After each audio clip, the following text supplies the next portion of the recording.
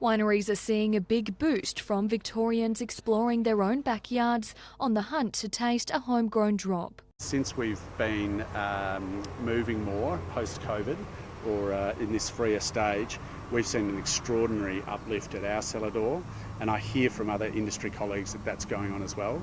And now a new platform is making it easier to discover the state's wine producers. Wine Victoria has created a website that filters your preferences to find your favourite blend, serving 700 wineries on a virtual platter. Really, there's never been one place where you can find all the wineries from across Victoria, so it's a really useful tool for people who are interested in wine to really cover the whole industry. Behind the Vines is easily accessible and highlights different regions and what they're best known for. We really wanted Behind the Vines to give people a lot of comfort and confidence and just try and make it super easy for them to navigate, you know, what is can be a pretty complicated sector. It hopes to promote regional producers and entice travellers to take a road trip to visit the vineyards. The single most effective way to support the wineries in our state is buying directly from the producer, or they can find out how to visit, what's available if they wanted to go for a weekend away. For more, visit vicwines.com.au. Renee Arndt, Win News. After 20 years in the industry, Tim Guthrie's Shiraz has been named the best wine in Victoria. I mean, to win an award or a trophy at a wine show is, as I said, a great achievement, a great reflection on the quality of the work done by our winemaking team.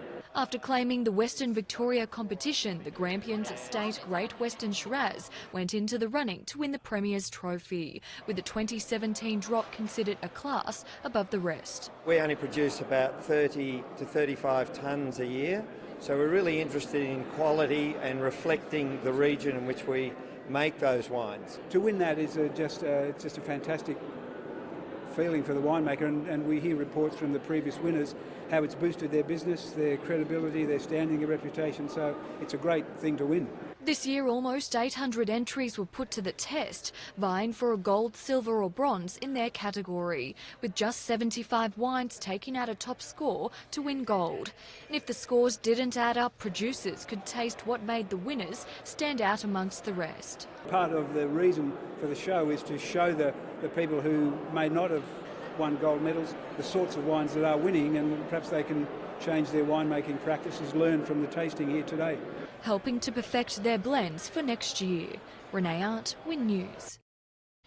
Nagambie has a new local in town, offering some of the region's finest drops. It's hoped to attract wine lovers from across the state. Something that's been really important to us is understanding the story and the background behind some of these winemakers.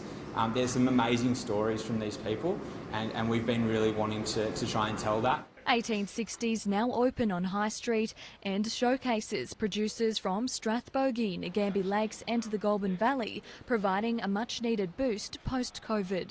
On the top shelf sits well-known wines from across the region. We're really here to try and represent them and give them a platform to make themselves known. The venue's name represents the year the first vines were planted in the region at Tabilk Winery, as the business adds to the ever-growing list of local attractions. Over the last 5 years since Nagambie has been bypassed, we're really seeing a change in the dynamic of the type of trader that's in Nagambie. With tourism becoming the key to unlocking the town's potential. Even when we were restricted to regional visitation, towns like Nagambie have actually been ticking along quite nicely, and we're really going to notice the difference this weekend. Renee Arndt, Win News. Travelling to regional wineries has never tasted so sweet. During those hard days through the winter lockdown in Melbourne, thinking of experiences like this is really what got you through. Unfortunately, we got our New South Wales trip cancelled due to COVID. But, next best thing, the Shepparton area. Many cellar doors are proving popular for tourists thanks to their reputation and beautiful settings.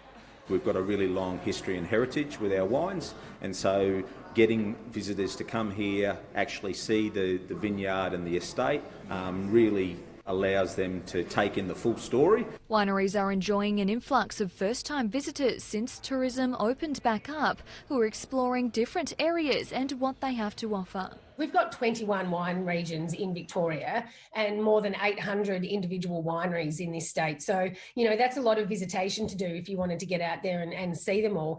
And increased visitations critical while the pandemic's effects are still being felt. You know, the UK and the United States with coronavirus, etc., have really put the brakes on, you know, export activity. And we also, in a lot of places, still don't have a lot of our restaurants, you know, back up to full capacity. Renee Arndt, Win News.